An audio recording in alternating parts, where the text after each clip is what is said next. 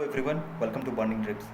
अगर तुम लेटरल का 2021 का प्रिपरेशन कर रहे हो तो अगर क्वेश्चन बैंक को पलटते हो या फिर सिलेबस को पलटते हो तो बहुत कंफ्यूज्ड होते हो। अब कैसा कन्फ्यूज़न, इस पे बात करते हैं। जब तुम सिलेबस में देखते हो तो सिलेबस में जितना टॉपिक है और जब तुम क्वेश्चन बनाने के लिए आते हो तो तुम्हें दिखता है कि भाई ये तो है ही नहीं, क्वेश्चन सिलेबस से बाहर है, टॉपिक से बाहर है। ऐसा बहुत सारा कन्फ्यूज़न आता है। बहुत को लगता होगा कि उसका बेसिक कमज़ोर है इसीलिए उससे क्वेश्चन नहीं बन रहा है। तो हर किसी को कुछ ना कुछ कन्फ्यूज़न लगता है। किसी को लगता है मेरे अंदर प्रॉब्लम है, किसी को लगता है कि मैंने अच्छे से नहीं पढ़ाई की इसीलिए मुझे क्वेश्चन नहीं बनता, किसी को लगता है कि सिलेबस ही ख़राब है, किसी को कुछ भी, सबको अलग अलग चीज़ें लगती है। किसी को लगता है लोग ऐसे ही लक से पास कर जाते हैं। बट इसमें जो सबसे कॉमन बात है, सबसे इम्पॉर्टेंट बात है, उस पर ध्यान देते हैं कि इसका जो कट ऑफ होता है ना, कट ऑफ बहुत ज़्यादा नहीं जाता है। कट ऑफ बहुत ज़्यादा नहीं जाने का मतलब ये होता है कि अगर तुम 20 क्वेश्चन बना देते हो मैथ और मैकेनिक्स मिला के तो तुम्हारा रिजल्ट बहुत ही अच्छे रैंक में आ जाएगा और तुम्हें एडमिशन मिल जाएगा। अब उस 20 क्वेश्चन को बनाने के लिए मैंने पिछले वीडियो में तुम्हें बताया कि मैथ के कैसे तुम 15 से 20 क्वेश्चन तुम्हें यूँ ही बना सकते हो अगर थोड़ा सा तुम्हारा प्रैक्टिस है तो। सेम केस हम मैकेनिक्स की बात करते हैं। देखो, जब भी तुम मैकेनिक्स को बनाने के लिए जाओगे तो तुम या तो कोई वीडियो देखोगे और वीडियो देखने के बाद आओगे और तुम बनाने की कोशिश करोगे। जैसे मैं इस पे बात करता हूँ, जैसे तुम अगर मैकेनिक्स का देखते हो, ओके वेट, अगर तुम मैकेनिक्स का सिलेबस देखते हो, ठीक ना, तुम्हें मालूम चलेगा कि सिलेबस में जितना चीज़ कहा है उसको अगर हम पढ़ भी लेते हैं तब भी हमसे क्वेश्चन नहीं बन रहा है। ठीक है, अब सवाल आता है कि तुम सिलेबस को पढ़ भी लेते हो तब भी तुमसे क्वेश्चन नहीं बन रहा है, तो रीज़न क्या है? इस रीज़न ये है कि सिलेबस में जैसे फ्रिक्शन चैप्टर है, फ्रिक्शन चैप्टर में सिंपल 4 कॉन्सेप्ट दे दिया गया है। फ्रिक्शन क्या होता है, काइनेटिक फ्रिक्शन किसको कहते हैं, डायनेमिक फ्रिक्शन किसको कहते हैं, रोलिंग किसको कहते हैं, ये 5 क्वेश्चन दे दिया गया जो कि तुम्हें पढ़ लिए हो, भैया ये होता है, लेकिन उससे क्वेश्चन नहीं बनेगा। सवाल आता है क्वेश्चन क्यों नहीं बनेगा? क्योंकि एग्जाम में तुम्हारा इंजीनियरिंग अप्रोच की उसको रिक्वायरमेंट है। उसने सिलेबस तो बना लिया लेकिन सिलेबस में ये नहीं बताया कि इन डेप्थ जाना है या नहीं जाना है, और क्वेश्चन जो होता है वो इन डेप्थ जाता है। तो मैं कुछ टॉपिक बता रहा हूँ मैकेनिक्स में जो तुम प्रिपेयर करना, लेकिन इन डेप्थ प्रिपेयर करना। और कहाँ से प्रिपेयर करोगे इसका भी मैं तुम्हें रेफरेंस दे रहा हूँ। जैसे फ्रिक्शन पढ़ने से पहले तुम सबसे पहले क्या करना, फोर्स को ब्रेक करना सीख जाना। क्योंकि तुम मैकेनिक्स में कोई भी एग्जाम्पल सॉल्व करोगे तुम्हें फोर्स को ब्रेक करना पड़ेगा। फोर्स का 2 कंपोनेंट होता है, हॉरिजॉन्टल कंपोनेंट, वर्टिकल कंपोनेंट। कब हॉरिजॉन्टल कंपोनेंट के साथ ब्रेक करेंगे, कब वर्टिकल कंपोनेंट के साथ ब्रेक करेंगे, साइन थीटा किसके साथ लगेगा, कॉस थीटा किसके साथ लगेगा, रेक्टेंगुलर रूल किसको कहते हैं, पैरेललोग्राम रूल क्या होता है, इस तरीके का बहुत सारा कॉन्सेप्ट होगा, वो तुम्हें सॉल्व कर लेना है, एक प्रैक्टिस बना लेना। क्योंकि अगर ये नहीं होगा तो तुम फ्रिक्शन तुम नहीं बना पाओगे। फ्रिक्शन में तुम्हें इसकी ज़रूरत पड़ेगी। जब तुमसे ये हो जाए, और इसको किस लेवल में करना, कोई भी IITs का जो कोचिंग का होगा ना वीडियो, वो देखना, इधर उधर का वीडियो मत देखना। कोई IITs का जो मटेरियल सॉल्व होगा उसको सॉल्व करना, तब बेटर, तब तुम्हें फीलिंग आएगी कि हाँ भाई मेरे से बन रहा है। फ्रिक्शन में जब एंट्री करना, तो फ्रिक्शन का मैंने एक वीडियो देखा था, तो जो एक IIT कोटा का एक सर है जो कि IIT BHU से है और उन्होंने पढ़ाया है ना, उनका फ्रिक्शन मैंने देखा था एक टाइम, तो वो बहुत डेप्थ में बताए थे फ्रिक्शन को। तो उसके बाद तुम्हें पुली कहीं से भी खींचो, एक ब्लॉक पे 3 ब्लॉक दो, 3 ब्लॉक पे 10 ब्लॉक दो, एक ब्लॉक को लेफ्ट खींचो, एक ब्लॉक को राइट खींचो, तुम्हें जहाँ खींचना है खींचो, तुम 2 मिनट में सॉल्व कर दोगे उस क्वेश्चन को। Got it? तो फ्रिक्शन को वहाँ से कंप्लीट करो। ऐसा फ्रिक्शन में 4 चीज़ पढ़ लिए हो कि भैया डायनेमिक फ्रिक्शन इसको कहते हैं, काइनेटिक फ्रिक्शन इसको कहते हैं, म्यू बराबर ये होता है, इससे क्वेश्चन सॉल्व नहीं होंगे, फैक्ट है। जब तुम्हारा ये कंप्लीट हो जाए तब तुम कहाँ पे आना, तब तुम क्या करना, क्वेश्चन बैंक 2 चीज़ कंप्लीट करने के बाद तुम फिर उसके बाद क्या करना, वर्क एनर्जी एंड पावर में चले जाना। वर्क एनर्जी एंड पावर का जो बेसिक कॉन्सेप्ट्स हैं उसके साथ साथ थोड़ा बहुत न्यूमेरिकल हल्का फल्का तुम एक प्रिपेयर कर लेना, ठीक। उसके बाद तुम एंगुलर मोशन में जाना। एंगुलर मोशन में जब जानोगे तो एंगुलर वेलोसिटी की तरफ जाओगे, रोटेशन, ये एंगुलर एक्सेलरेशन की बात जाओगे, फिर रिजिड बॉडीज़ कॉन्सेप्ट पढ़ोगे, ये सारा पढ़ लोगे। लेकिन इससे अभी क्वेश्चन तुम्हारा नहीं बनेंगे। हाँ, अब तुम इसके बाद जो है इम्पल्स एंड मूवमेंट को कंप्लीट करना। उसमें तुम्हारा 3 तरह का बॉडी होता है, इलास्टिक बॉडी होता है, सेमी इलास्टिक होता है, प्लास्टिक बॉडी होता है। कब इलास्टिक बॉडी होगा, कब हम रीबाउंड होगा, ये सारा कॉन्सेप्ट को क्लियर कर लेना, बेसिक कॉन्सेप्ट को क्लियर कर लेना। अब सवाल आते हैं, इतना करने के बाद तुम्हारा 2 से 3 क्वेश्चन बनेगा। 50 क्वेश्चन में 2 से 3 क्वेश्चन, 3 से 4 क्वेश्चन बनेगा, ठीक है, उससे ज़्यादा नहीं बनेगा, क्योंकि इतना करने के बाद 3 से 4 क्वेश्चन ही बन सकता है। क्वेश्चन तुम्हारा फिर भी नहीं बनेगा। अब क्वेश्चन कैसे बनेगा उस पर बात करते हैं। तो क्वेश्चन पूरा न्यूमेरिकल होता है, थ्योरेटिकल का लगभग लगभग नाम ही नहीं रहता है, और थ्योरेटिकल थोड़ा बहुत होता भी है ना तो वो ज़्यादा नहीं होता है, उसको तुम कर लोगे, 2-3 क्वेश्चन हर कोई कर लेता है।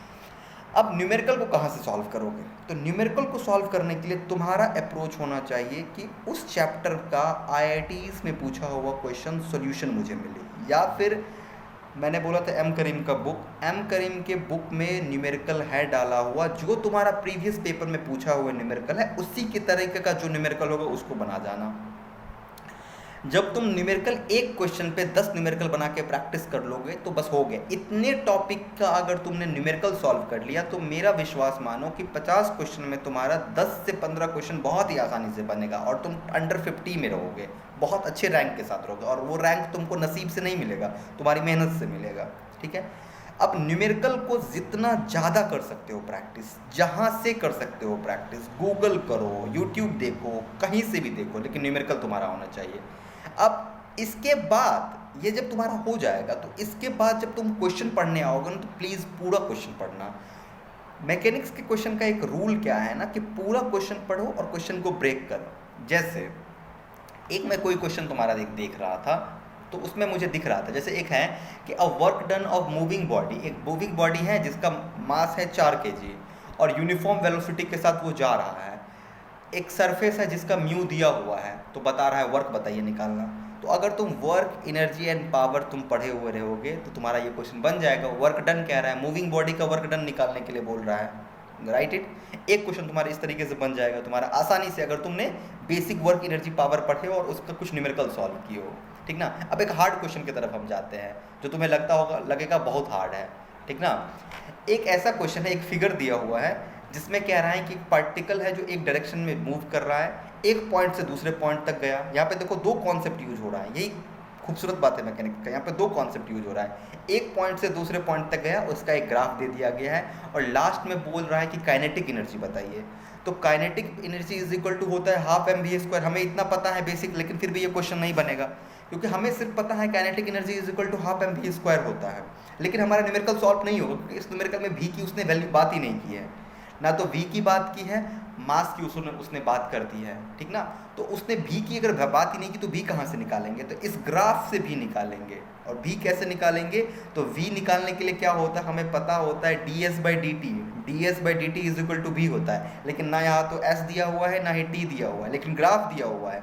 ds का मतलब होता है s2 - s1। बेसिक देखो कैसे जा रहा है, s2 - s1। यहाँ पे कोऑर्डिनेट ज्योमेट्री से तुम s2 देखोगे कि s2 कहाँ पे है, तो s2 तुम्हें 3rd पॉइंट पे दिखेगा, s1 तुम्हें 2nd पॉइंट पे दिखेगा। तो s2 - s1 निकालोगे, कितना टाइम लगा है, टाइम तुम्हारा दिया हुआ है ग्राफ, t2 - t1 निकालोगे तो इस तरीके से तुम्हारा वेलोसिटी निकलेगा। उस वेलोसिटी को पुट करोगे तो हाफ mv² निकलेगा। काइनेटिक एनर्जी तुम्हारा सॉल्व हो गया, क्वेश्चन सॉल्व हो गया।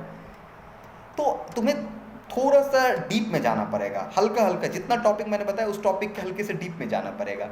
अब क्या है कि वेक्टर का भी यूज़ किया है तो तुम्हें वो कॉन्सेप्ट पता होना चाहिए कि अगर x एक्सिस की तरफ जा रहा है तो i कंपोनेंट है, y एक्सिस की तरफ जा रहा है तो j कंपोनेंट है, और z एक्सिस की तरफ जा रहा है तो k कंपोनेंट है। ठीक है। अब इस तरीके से अगला क्वेश्चन हम अगर दिखाए कि एक सॉलिड सिलेंडर है और वो हमारा हॉरिजॉन्टल सरफेस पे जा रहा है। ठीक ना। तो ये कहाँ से, काइनेटिक एनर्जी का रेशियो बोल रहा है निकालने के लिए। सेम क्वेश्चन तुम्हें एम करीम में एंगुलर मोशन का चैप्टर है, एंगुलर मोशन। अगर एम करीम तुम्हारे पास होगा तो एंगुलर मोशन पलटना और उसको देखना तुम्हारा क्वेश्चन है। देखो मैं बहुत रिसर्च किया था क्योंकि मेरे पास ऐसा कोई बताने वाला नहीं था कि भैया ये पढ़ लो, यहाँ से पढ़ लो। तो मैं बहुत रिसर्च किया था कि कहाँ से क्या करना है, व्हाट इट तभी होता है। अगर भाग से निकालना है तो कोई दिक्कत नहीं, निकल जाएगा। लेकिन अगर रिसर्च करके तुम पढ़ना चाहते हो तो एम करीम के बुक के न्यूमेरिकल को जाओ, सॉल्व करो। ओके कुछ क्वेश्चन तुम्हें सीधे आ जाता है। जैसे कह रहा है कि 4 बार mechanism, the arm which is rotates is call. ये तुम्हारा कहाँ से, ये क्वेश्चन किधर से आया है? ये क्वेश्चन तुम्हारा रिजिड बॉडी से आया है, रोलिंग से। उसके बाद तुम्हारा कुछ क्वेश्चन इसी तरीके से देखोगे। एक हॉरिजॉन्टल अरेंजमेंट है ना, तो सीढ़ी वाला क्वेश्चन जो है तुम्हारा फ्रिक्शन चैप्टर में सीढ़ी वाला क्वेश्चन मिलेगा। एक लेटर लगा हुआ रहेगा, वो दीवार पे रखा हुआ है, तो उसका क्या होगा स्थिति, ये क्वेश्चन तुम्हें एम करीम के बुक में मिलेगा।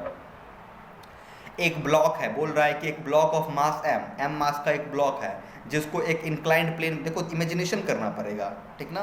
और कुछ जब तक तुम्हारा थ्योरी क्लियर नहीं होगा तुम इमेजिनेशन भी नहीं कर सकते हो। जैसे तुम मेरे साथ सोच सकते हो कि एक ब्लॉक है, ब्लॉक सिंपल है, एम मास का ब्लॉक है, बोल रहा है कि block of M mass slide down inclined plane पे से उसको स्लाइड किया गया है। तो तुम्हारा फ्री बॉडी डायग्राम तुम्हें बनाना आना चाहिए। और फ्री बॉडी डायग्राम तुम कहाँ पे बनाओगे, मैंने जो फोर्स रिजोल्यूशन चैप्टर बताया कि सबसे पहले फोर्स रिजोल्यूशन चैप्टर करना है, वहाँ पे तुम्हें एफबीडी बनाने का तरीका भी बताएगा। तुमने सिंपली क्या किया, एक इंक्लाइंड प्लेन बनाया, उसको थीटा एंगल पे दिया, उस पर एक एम मास का ब्लॉक डाला, बोल रहा है कि उसका कोफिशिएंट ऑफ फ्रिक्शन उस प्लेन और उसके बीच में एम है, दैट्स इट, एम मिल गया। तो फोर्स भाई बोल रहा है कि force exerted by the block on the plane, block उस प्लेन पे कितना करेगा।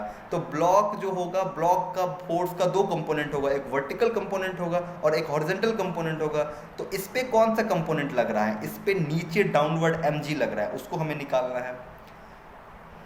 ओके इस तरीके से तुम्हारा फ्रिक्शन का बहुत सारा चैप्टर आता है, क्वेश्चन आता है। जैसे एक क्वेश्चन है कि यूनिफॉर्म केबल है, ठीक ना, मास m का है, पढ़ना स्टार्ट करोगे और ब्रेक करोगे, मास m का है, लेंथ l का है, प्लेस्ड है हॉरिजॉन्टल सरफेस पे, और किस तरीके से है 1/n, ये सिंपल सेम है हैंगिंग। तुम फ्रिक्शन चैप्टर में जाके पढ़ना, एक टेबल पे एक चेन रखा होगा और चेन का कुछ पार्ट नीचे हैंग कर रहा है। ये क्वेश्चन एम करीम बुक में सीधे डाला हुआ है, कितना पार्ट उसमें दिया रहेगा, nth पार्ट नीचे हैंग कर रहा है, इसमें क्वेश्चन में है 1/nth पार्ट हैंग कर रहा है, राइट। तो वर्क डन क्या होगा, जाके वर्क एनर्जी पावर में देखना, या तो फ्रिक्शन चैप्टर में देखना, हैंगिंग का क्वेश्चन तुम्हें मिलेगा कि अगर चेन हैंग कर रहा है तो क्या हो।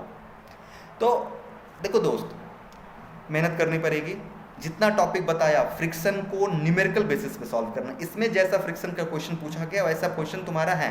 बच्चा वाला न्यूमेरिकल सॉल्व मत करना कि F is to mu N होता है, म्यू का वैल्यू दिया हुआ है, एन का वैल्यू दिया हुआ है, निकाल के काम चला जाओ, हरी बोल करो, ऐसा नहीं होगा, ठीक ना। तो you have to focus on yourself to develop few concepts, okay.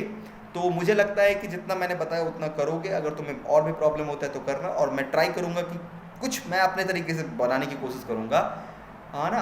तो मैं देखता हूँ। और जैसे एक क्वेश्चन मुझे अभी भी दिख रहा है, उसको भी देख लो कि एक फोर्स है, वो किसी बॉडी पर एक्ट हो रहा है, डिस्प्लेसमेंट x है, उसके बाद बोल रहा है, क्या बोल रहा है, तो फोर्स F है, displacement x as fx, x पर पावर है, पावर डिलीवर, पावर निकालने के लिए बोल रहा है। बनेगा सिंपल पावर के कॉन्सेप्ट पे ही, लेकिन ये सिंपल पावर के फॉर्मूला पे नहीं बनेगा, तुम्हें थोड़ा बहुत कैलकुलस एनालिसिस इसमें आना चाहिए। तो क्वेश्चन को देख को बिल्कुल नहीं डरना है।